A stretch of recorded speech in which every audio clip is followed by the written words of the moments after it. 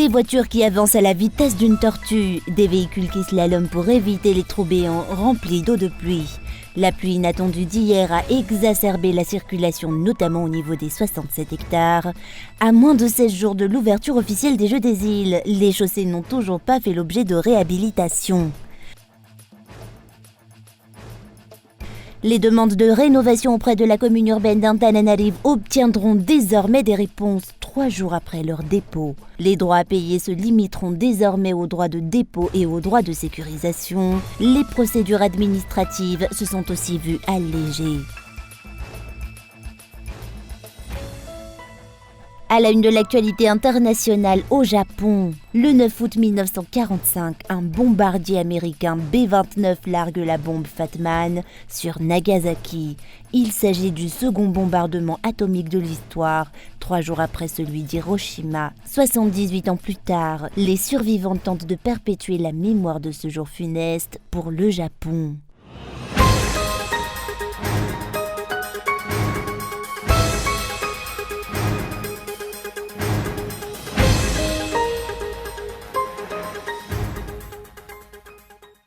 Les demandes de rénovation auprès de la commune urbaine d'Antananarive obtiendront désormais des réponses 3 jours après leur dépôt. Les étapes nécessaires à la rénovation d'infrastructures ont été facilitées, selon le directeur de l'urbanisme de la ville d'Antananarive. Il s'agit d'une décision qui a été prise en conseil municipal. Les citoyens qui projettent de se lancer dans des travaux de rénovation n'auront désormais plus qu'à se rendre auprès du guichet unique de l'hôtel de ville à Nalakeli. Les reçus de paiement des taxes et des impôts devront être présentés pour que le demandeur puisse remplir le formulaire de demande d'autorisation de réparation. Ces nouvelles dispositions concernent uniquement les simples citoyens, les sociétés, les associations et les personnes morales, quant à elles, devront se soumettre aux procédures habituelles au sein de la commune. Les simples citoyens qui comptent renouveler la couleur de leurs habitations ou autres bénéficieront d'une facilitation. Il suffit de se rendre au guichet unique et de remplir la fiche de demande ainsi que tous les documents nécessaires et nous ferons de notre mieux pour délivrer votre autorisation de réparation 3 jours après le dépôt de votre demande. Les droits à payer se limiteront désormais aux droits de dépôt et aux droits de sécurisation pour que les citoyens puissent procéder à la rénovation d'infrastructures. Les procédures administratives se sont aussi vues allégées. Les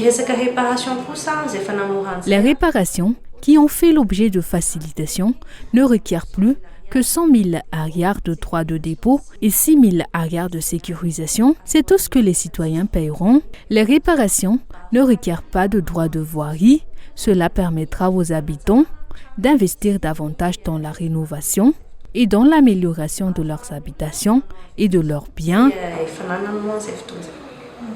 Ces nouvelles dispositions de la commune urbaine d'Antananarive ont été décidées lors du dernier conseil municipal. Elles ont été immédiatement appliquées afin d'aider les citoyens de la capitale.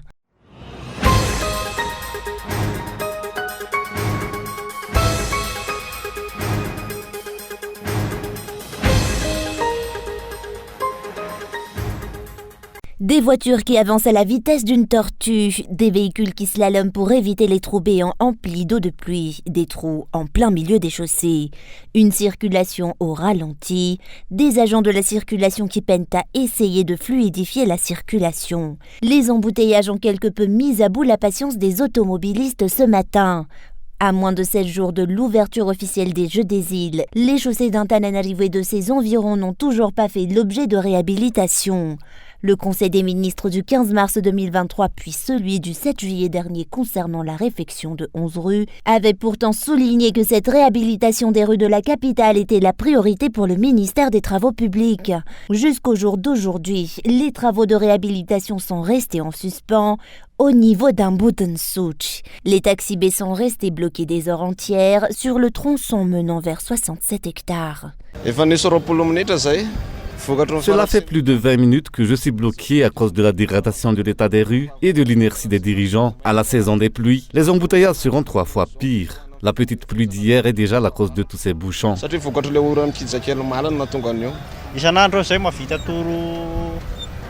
Habituellement, je peux faire 4 ou 5 tours à cette heure-ci. Là, je n'en ai fait que 2. Cela engendre des pertes pour nous, car nous n'arrivons jamais à obtenir le versement à donner à notre employeur. Les embouteillages n'ont pas été le lot des seuls automobilistes. Même les motos n'ont pas pu se faufiler à leurs risques et périls, comme à l'accoutumée. C'est bloqué. Ça m'a pris plus d'1 heure pour venir d'Itos à cause des trous, de la boue due aux pluies d'hier. Les citoyens ont pointé du doigt une fois de plus les promesses non tenues du chef de l'État en général et concernant la réhabilitation des rues de la capitale comme ils l'ont constaté aujourd'hui.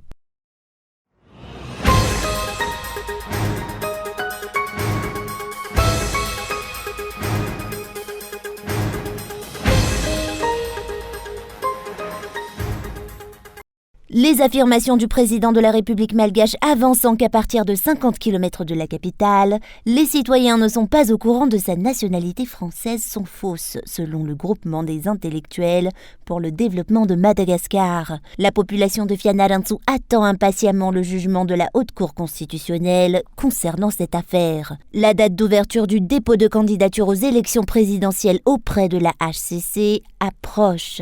De nombreux malgaches attendent impatiemment de découvrir la suite de cette affaire de nationalité française du président de la République malgache, selon le JDM Jeune.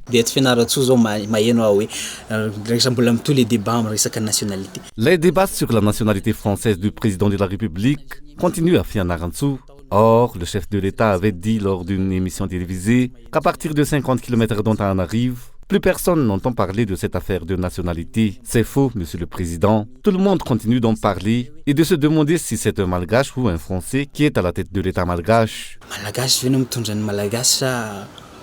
Presque toutes les forces vives de Madagascar ont été outrées et déçues par la demande de naturalisation française du président de la République malgache et des membres de sa famille.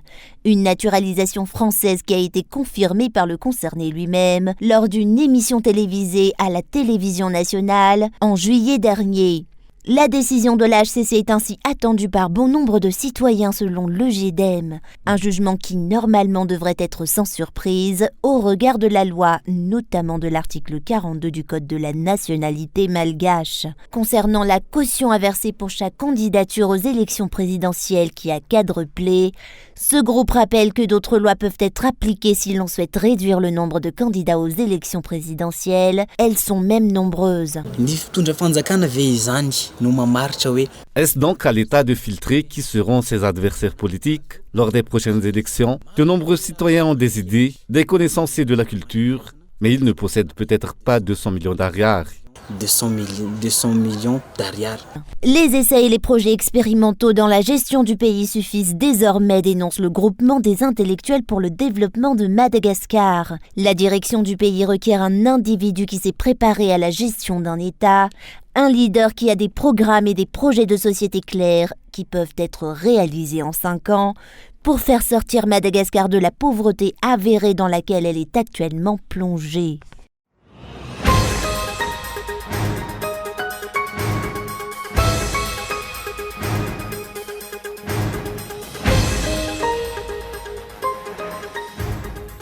Deux ans et demi après l'envoi des jeunes malgaches les plus méritants du bac 2021-2022 au Maroc, l'État malgache avait demandé aux parents de ces jeunes de financer les billets d'avion de leurs enfants bénéficiaires de bourses extérieures au Maroc et que l'État malgache rembourserait ensuite. Les remboursements promis n'ont pas été effectués jusqu'à ce jour. Les parents d'élèves continuent alors de le réclamer, conformément aux promesses du président de la République lors de son voyage à Casablanca en octobre 2022. Lorsque nos enfants ont gagné une bourse extérieure au Maroc en février 2021, on nous a demandé de payer le billet d'avion de nos enfants. Nous avons même été confrontés à une certaine pression, vu que cette jeune devrait y aller dès l'ouverture du ciel marocain. Nos enfants ont pu y aller pour poursuivre leurs études et à partir de ce moment-là, nous avons préparé les dossiers nécessaires au remboursement promis par l'État. Nous nous sommes endettés ici et là pour financer ce voyage. Il est temps pour nous de rembourser les dettes que nous avons contractées. Les réclamations de remboursement des parents n'obtiennent que des promesses présidentielles en réponse.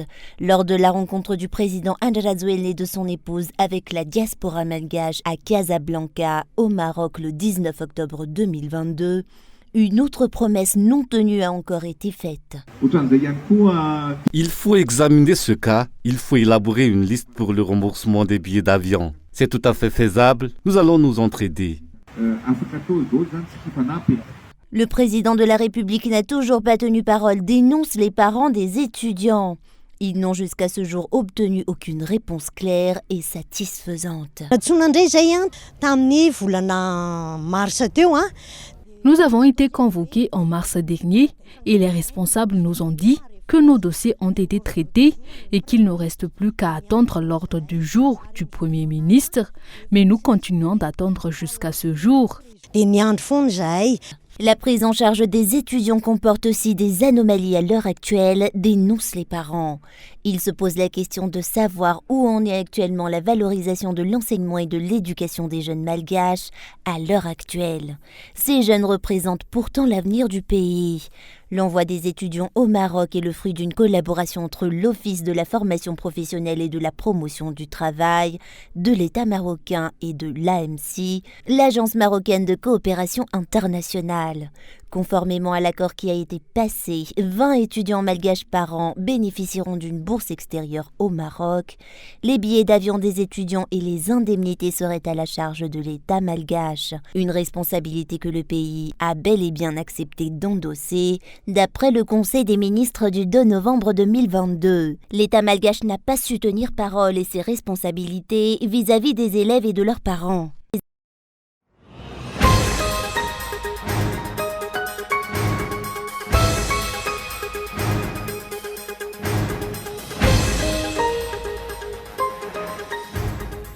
Basker Damodar Gokani et Basker Damodar Mixani ont été condamnés à 1 an de prison ferme et à une amende de 90 milliards d'ariars. Ces ressortissants étrangers ont été retenus dans l'affaire d'huile contrefait d'une valeur de 70 milliards d'ariars. Il ne s'agit pas de leur première inculpation, ils ont aussi été inculpés dans de nombreuses affaires depuis 2018, dont des vols, des détournements de fonds et des cas d'escroquerie. Aux dernières nouvelles, ces 2 condamnés demeurent introuvables. À l'heure actuelle, nul ne sait s'ils sont encore à Madagascar ou s'ils ont déjà quitté le pays.